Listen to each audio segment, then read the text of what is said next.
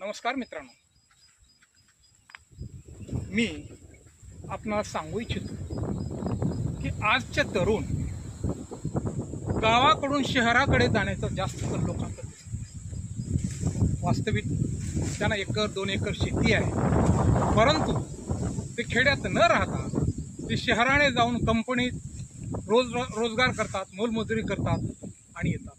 वास्तविक पाहता शेतीमध्ये 1-2 एकर बी जमीन असते आपल्याकडे तरी खूप काही उत्पन्न काढू शकतो. त्या ठिकाणी पालेभाज्या घेऊ शकता, त्या ठिकाणी वेगवेगळ्या प्रकारची भाजीपाला घेऊन लाखोनं उत्पन्न काढू शकता. परंतु लोकांचा कल जास्त शहराकडे जाण्याचा.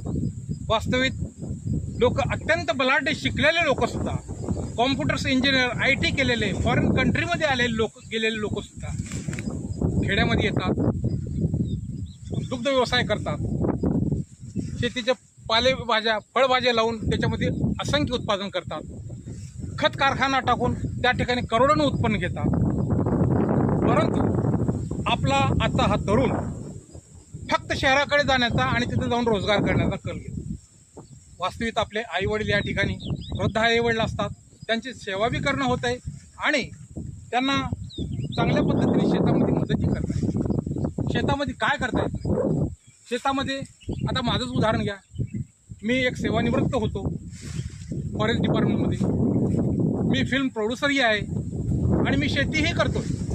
कारण शेतीमध्ये आपण बरेच काही व्यवसाय करू शकतो. शेतीमध्ये आपण मच्छी पालन करू शकतो. आता उदाहरणादाखल पाहिजे इथं तळं आहे आमचं, पहा इथं तळं, इथं शेततळ्यामध्ये आम्ही मच्छी सोडतो. या ठिकाणी कुक्कुटपालन चालतं आमचं, ह्या साईडमध्ये इकडं बाजूच्या कुक्कुटपालन चालतं. आणि आमच्याकडे गुळ काढण्याचा सुद्धा कारखाना आहे. ते आम्ही कारखान्याला न घालता स्वतः घरी गुळ सुद्धा काढतो.